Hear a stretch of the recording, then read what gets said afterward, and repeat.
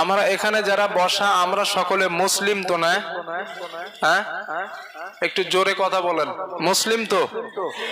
শুধু মুসলমান তাই না, আমাদের দাবি বা আমাদের মনের ইচ্ছা আমরা মরার পরে হাসরের দিন জান্নাতে যাব, এটা সকলের ইচ্ছা। কিন্তু ইচ্ছা কথাটা ঠিকই আছে, মাঝখানে একটা পার্থক্য আছে। সুদ খাবো জাহান্নামে যাওয়ার ইচ্ছা, ঘুষ খাবো জাহান্নামে যাওয়ার ইচ্ছা, নামাজ পড়বো না জাহান্নামে যাওয়ার ইচ্ছা, মিথ্যা বলবো জাহান্নামে যাওয়ার ইচ্ছা, চকলখুরি করবো জাহান্নামে যাওয়ার ইচ্ছা। এই ইচ্ছা মানুষের আছে না নাই? জোরে বলেন। আছে। অন্যায় করে এরপরেও তার মনের ইচ্ছে কি আমি জান্নাতে যাব, মনে করে ওর মামার বাড়ি গিয়ে কলা খাবে।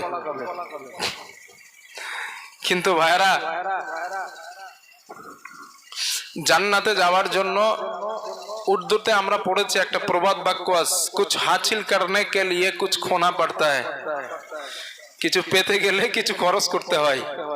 তো এত নিয়ামত পরিপূর্ণ জান্নাত, যেই জান্নাতের ব্যাপারে আল্লাহর হাবিব সাল্লাল্লাহু আলাইহি ওয়াসাল্লাম বলেছেন, আ'আদাতু লিইবাদিয়াস সালিহিন, আল্লাহ তার ইবাদত গুজার বান্দাদের জন্য এমন জান্নাত তৈরি করেছেন, মা লা আইনুন রাআত, এমন কোন চক্ষু নাই যেটা দেখেছে, ওয়ালা উদুনুন সামিআত, এমন কোন কর্ণ নাই যা শ্রবণ করেছে, ওয়ালা খাতারা আলা কলবি বাশার, এমন কোন অন্তঃকরণ নাই, এমন কোন মন নাই যা জান্নাতের নিয়ামতের কল্পনা করতে পেরেছে।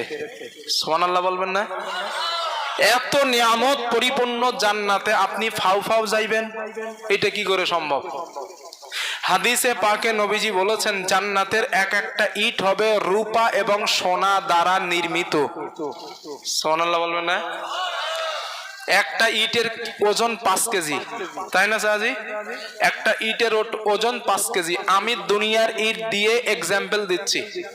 একটা ইটের ওজন যদি 5 কেজি হয়, 5 কেজি সোনার দাম বর্তমান দুনিয়ার বাজার মূল্যে কত টাকা? কয়েক কোটি টাকা, তাই তো চাজি? তাহলে একটা ইটে তো একটা বিল্ডিং হয় না, হাজার হাজার ইট লাগবে।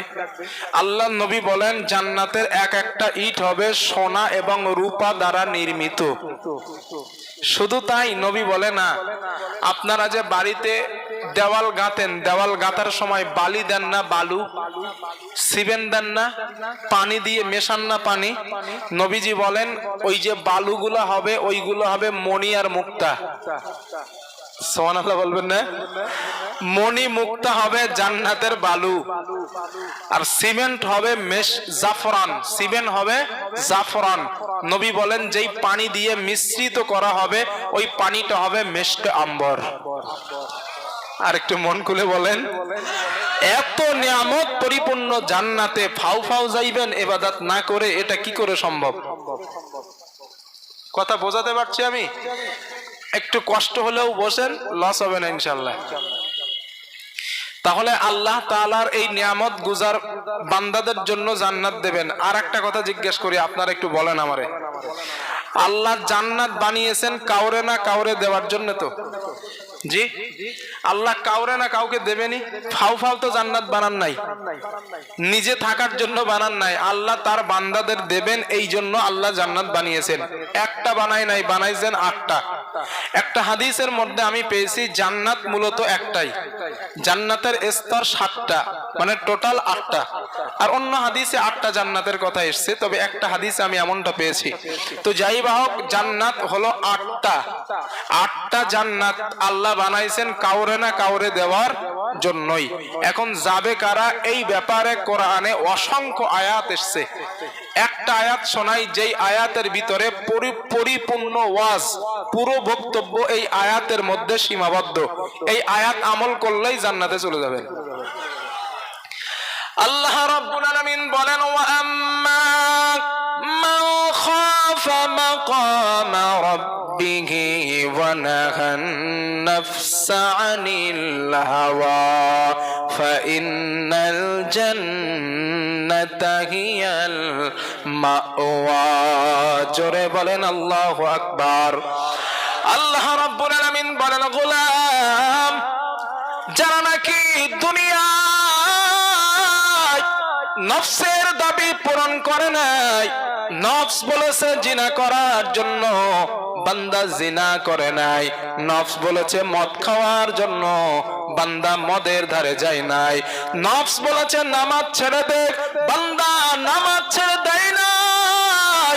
নফস বলেছে অন্যায় কাজে লিপ্ত হয়ে যা, ওই আল্লাহর গোলাম বলে না না আমি অন্যায় কাজে যাব না।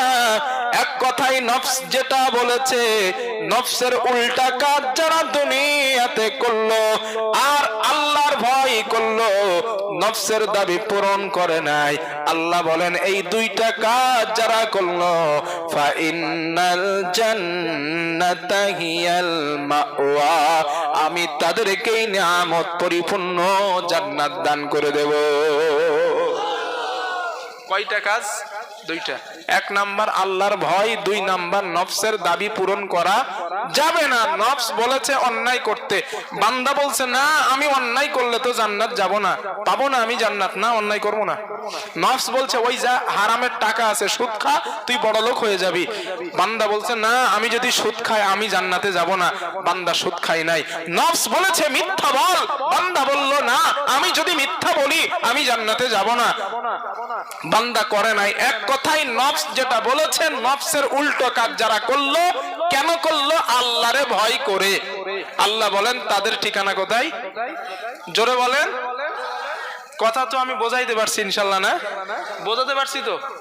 তাহলে নফসের উল্টা কাজ করলে ঠিকানা কোথায়? এই জন্য হযরত ওমর রাদিয়াল্লাহু তাআলা আনহুর বর্ণনা, তিনি বলেন ও দুনিয়ার মানুষ,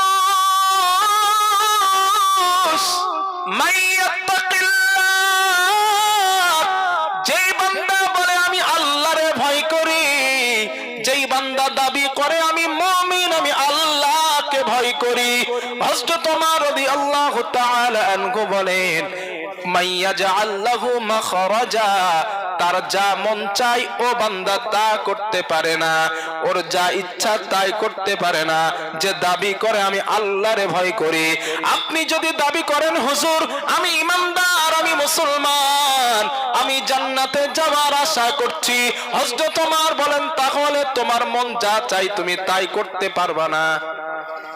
কথা বোঝাইতে পারছি? মন বলছে সুদ খাইতে পারবা না কারণ তুমি মুমিন।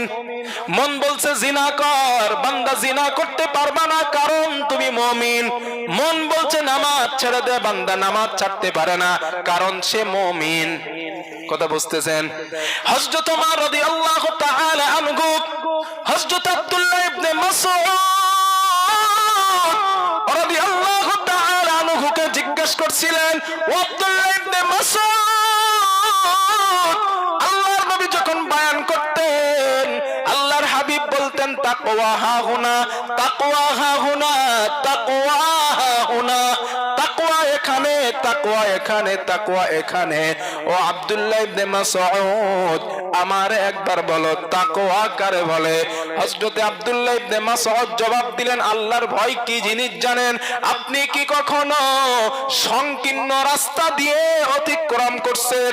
হযরত ওমর রাদিয়াল্লাহু তাআলা আনহু বলেন আব্দুল্লাহ ইবনে মাসউদ আমি অনেকবার এমন রাস্তা দিয়ে গিয়েছি যেই রাস্তার দুই সাইডে কাঁটা, আমার গায়ে চাদর, আমার গায়ে জামা, আমার মাথায় পাগড়ি, আমি ওই সংকীর্ণ রাস্তা দিয়ে গিয়েছি। হযরত মাসউদ ওমরকে জিজ্ঞাসা করলেন ওমর ওই কাঁটা কি আপনার পোশাকে লাগছিল? হযরত ওমর বলে না আমি সতর্কতা অবলম্বন করছি, লাগে নাই। ইবনে মাসউদ জবাব দিলেন আমিরুল মুমিনিন,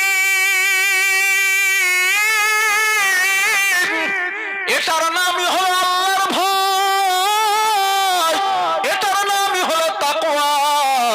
আপনি দুনিয়ার জমিনে সংসার জীবন, রাষ্ট্র জীবন, সামাজিক জীবন, অর্থনৈতিক জীবন, পারিবারিক জীবন, আন্তর্জাতিক জীবন, এই দুনিয়ার জমিনে পরিচালনা করবেন, পাপ আপনার গায়ে স্পর্শ করবে না, এটারই নাম হলো আল্লাহর ভয়।